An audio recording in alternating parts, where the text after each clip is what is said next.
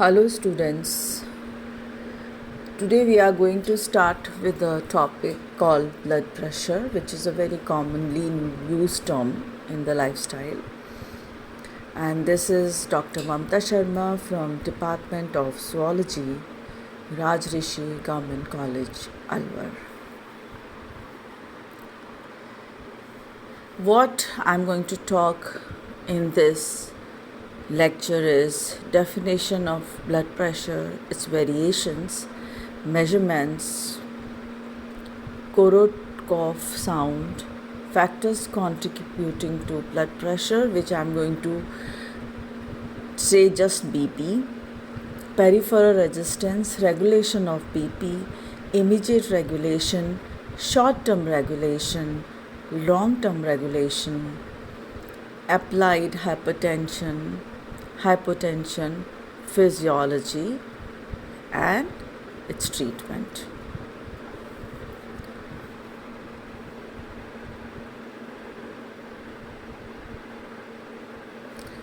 First, let's know what blood pressure is. Arterial blood pressure can be defined as the lateral pressure exerted by the moving column of the blood on the walls of the arteries. ये आपको white रंग का एक arrow दिख रहा है, तो ये एक्चुअली ब्लड वेसल को काटा हुआ है और इस एरो से मैं ये बताना चाह रही हूँ कि जो प्रेशर इसकी वॉल्स पे एग्जर्ट कर रहा है ब्लड अपने मूवमेंट के टाइम, वो ब्लड प्रेशर होता है. This is a LS and a TS of blood vessels like artery, veins and capillaries. So let's start from the outer side. The outer is tunica externa, then is external elastic lamina, then we have tunica media, internal elastic lamina, subendothelial layer, then comes the endothelium, and then is the tunica interna. So these are the LS and TS of the blood capillaries, blood veins and blood arteries, and the column where the arrow is shown here from where the blood flows. And in the vein you can see these walls, the purple arrow I have mentioned. These are the walls which stops the reverse flow of the blood in the vein.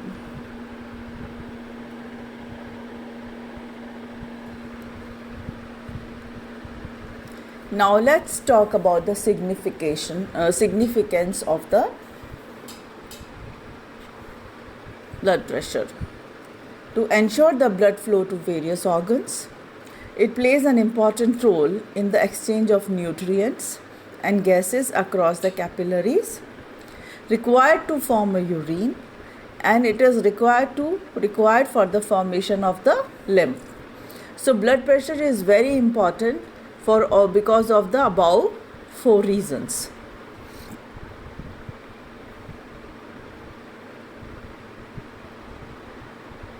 Now let's talk what are the normal values of the BP. Normal adult range can fluctuate within a wide range and still be normal. So systolic is 100/60 and diastolic is 140/80.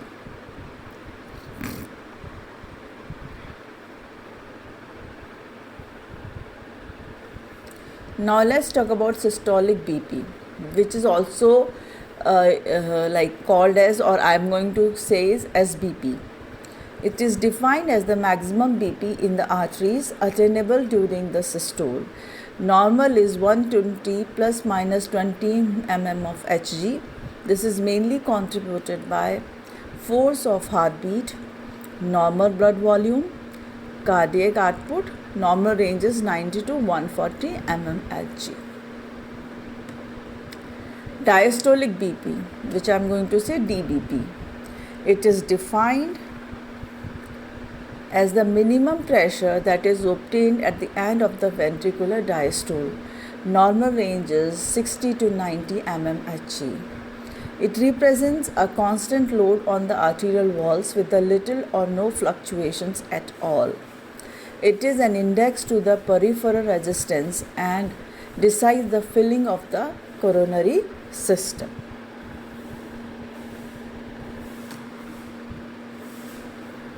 Let's talk about the pulse pressure, which I am going to say is PP.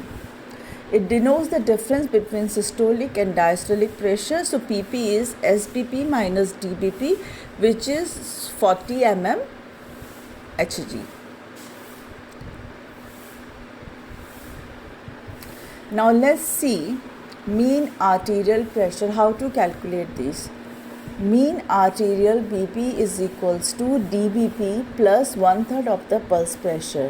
The normal is 95 mm Hg. It is not the arithmetical mean, but it is a geometrical mean. It is because the period of the systole is only 0.3 seconds when compared to 0.5 seconds of the diastole.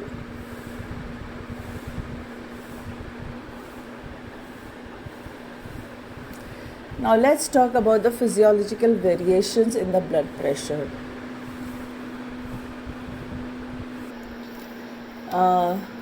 Let's talk about the physiological variations in the blood pressure. This can happen because of the age, build of a person, climate, diurnal variations, exercise, fever, gestation, high altitude, infusion or intake, pain, posture, sleep and sacs. Recording of BP. There are two methods for recording BP. One is the direct method and other is indirect method. So indirect methods are palpatory method and second is auscultatory method.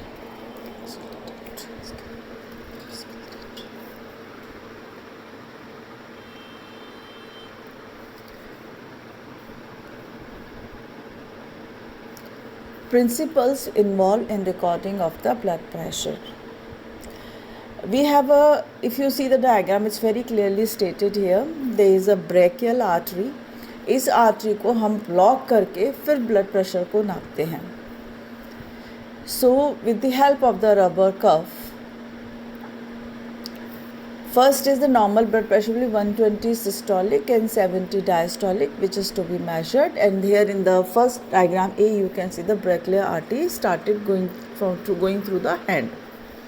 Rubber cuff is inflated with the help of the air. Brachial artery is closed. Pressure in the cuff above 120, no sound is audible. If the cuff is below 120 but above 70, sound is audible in the stethoscope. Pressure in the cuff is below 70 and no sound is audible.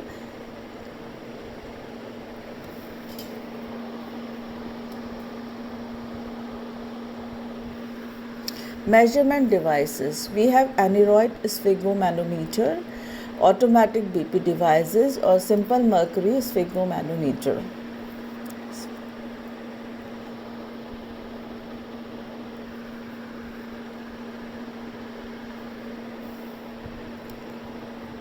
Whenever we are measuring the BP, we need to take care of the following things.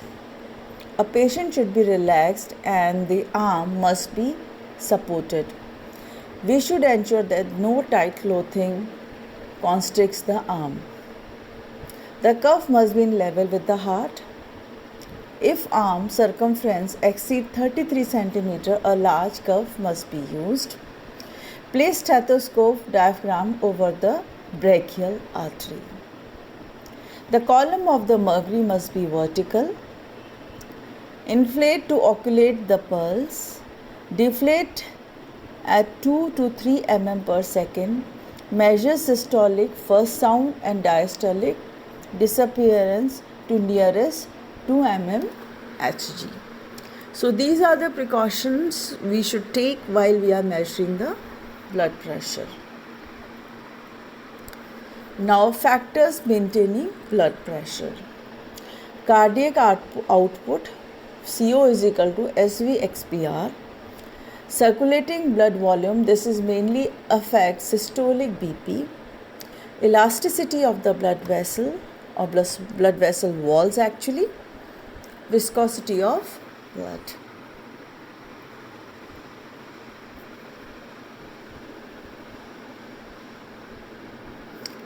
Viscosity of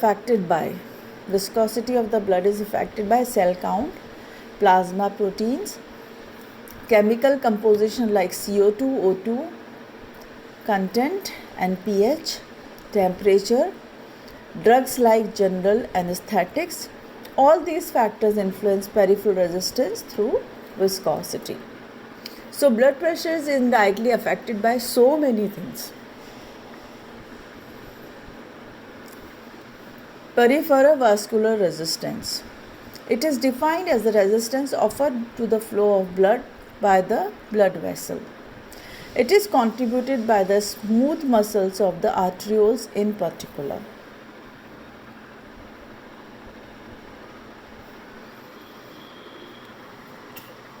Now let's see factors affecting the blood pressure.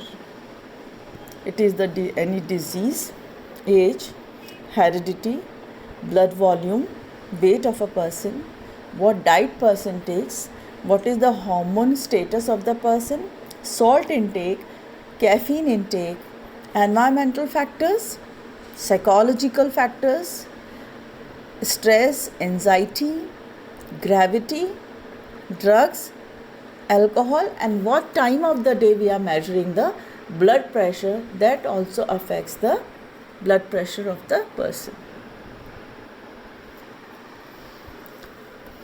BP is equals to cardiac output XPR. Peripheral resistance in a normal healthy young adult is 20 mm Hg per liter per minute. So 100 is equal to 5 into 20.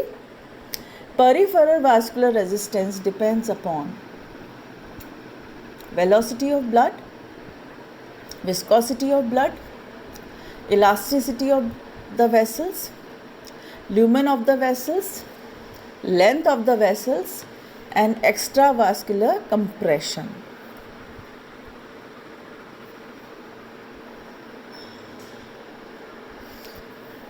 Now let's talk about peripheral resistance. PRU unit, relative time, which is a relative unit. When there is a difference of 1 mm Hg and a flow of 1 ml per second, then it is called as 1 PRU unit. Absolute units are dyne per second per centimeter square. So PR is equal to pressure dyne per centimeter square divided by flow cc per second, which is equals to dyne per second per centimeter square.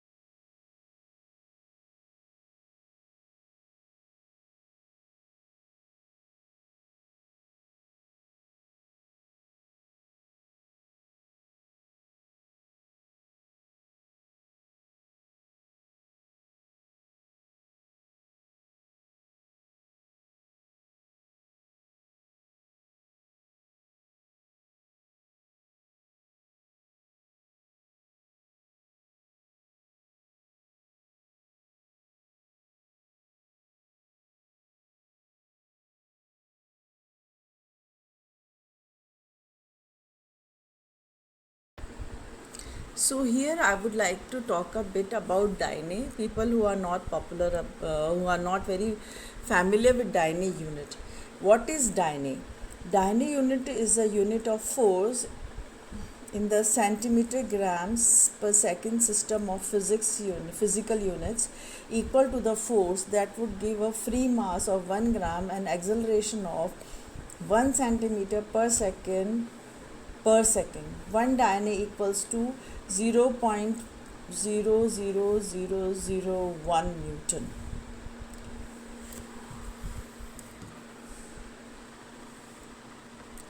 Now, factors contributing to the blood pressure.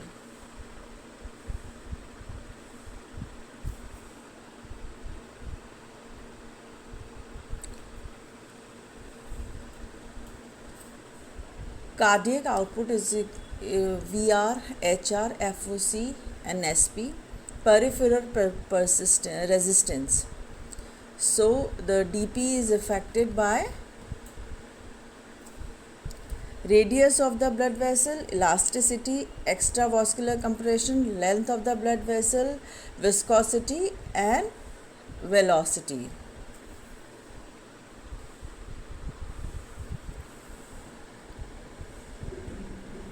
Regulation of arterial blood pressure.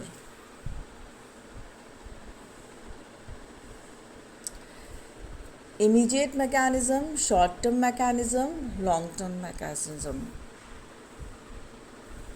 Immediate regulatory mechanisms are neural mechanisms, which includes baroreceptor reflexes, chemoreceptor reflexes, cerebral ischemic response.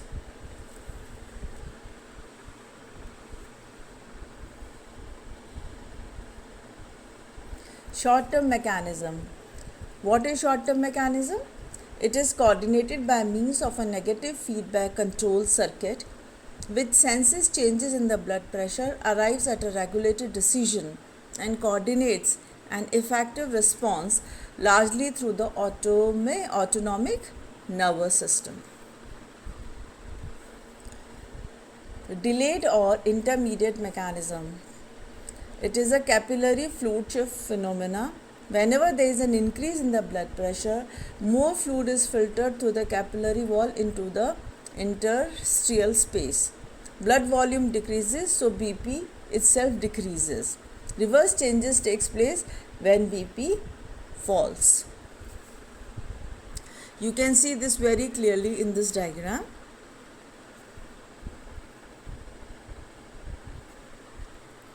Hormonal regulations. Catecholamines, mineral corticoid, glucocorticoids, thyroxine, ADH, arterial natriuretic factor, nitric oxide, histamine, angiotensin, and serotonin.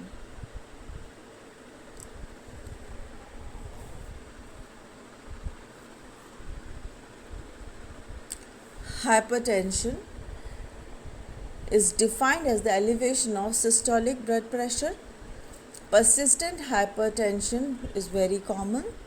30% of the people all over are hypersensitive, which are above the age of 50. 30% people which are above the age of 50. It is never diagnosed in one reading. Continuous monitoring is required. Indication of cardiovascular diseases. It is a kind of a trauma. Side effects of the medications are there.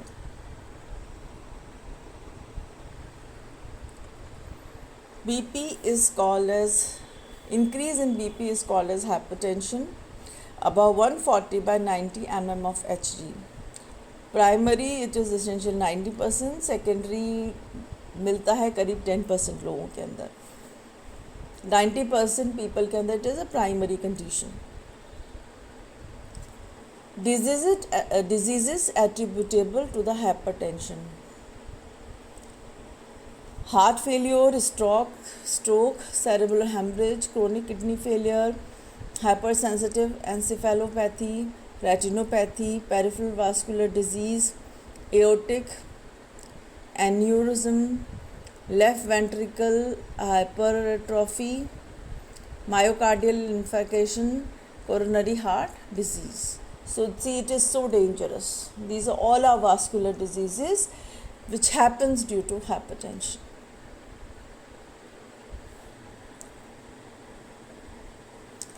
Hypertension predisposing factors क्या क्या हो सकते हैं, किन की वजह से ही हो सकता है? ओबेसिटी हो, हेरिडिटरी भी हो सकता है, alcoholism is the main reason, बहुत ज़्यादा पर्सन स्ट्रेस में रहता है, स्मोकिंग करता है और बिल्कुल सीडेंट्री लाइफ, बिना कोई एक्सरसाइज और वॉकिंग के सीडेंट्री लाइफ जीता है, तो इन सब की वजह से भी हाई बीपी हो सकता है या होता ही है इन सब की वजह से। सेकेंडरी रीजंस क्या क्या है, आओ देखते हैं। Secondary hypertension, it can be a renal, acute and chronic, glomerulonephritis, nephrotic syndrome, endocrine, which is Cushing, Cones, thyrotoxicosis, pheochromocytoma, vascular, atherosclerosis, arteriosclerosis. सो इन सब की वजह से भी अगर ये कोई डिजीज इस इंसान को होती है तो सेकेंडरी बीपी डेवलप हो सकता है।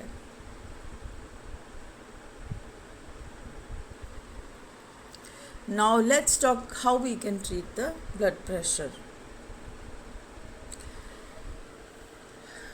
सबसे इम्पॉर्टेंट है modification the lifestyle, then only you can control hypertension.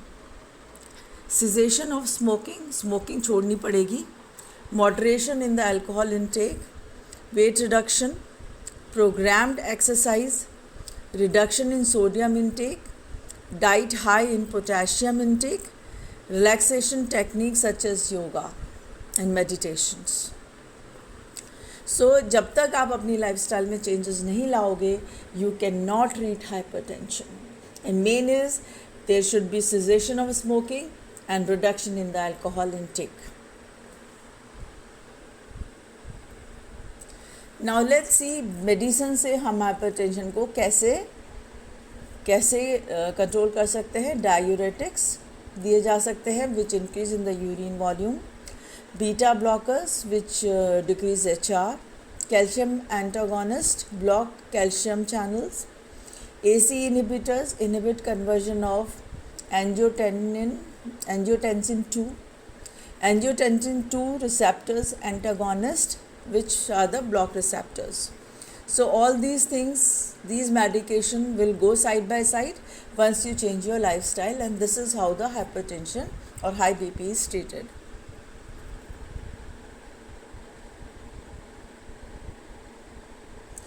Prevention is always better than cure.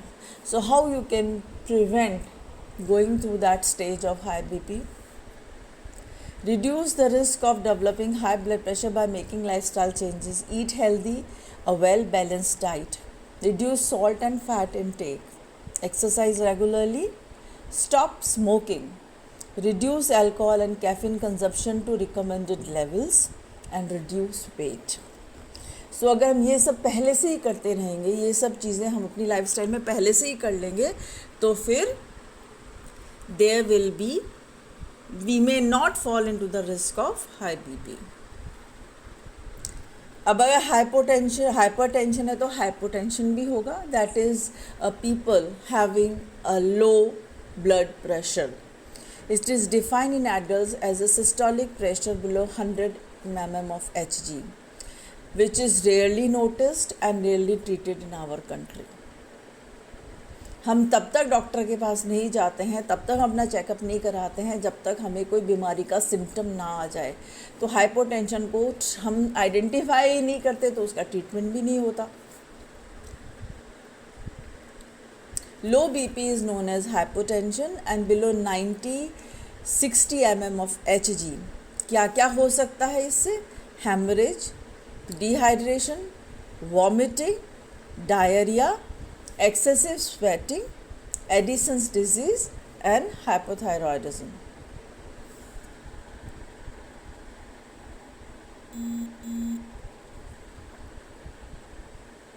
इन सब की वजह से लो बीपी होता है। लो बीपी अगर आपको डिहाइड्रेशन हो रहा है, हेमरेज हो रहा है, वॉमिटिंग हो रही है, डायरिया हो रहा है, एक्सेस स्वेटिंग हो रही है, एडिसन डिजीज़ है, हाइपोथायरॉयडिज्म है, तो दिस में contribute to the low BP.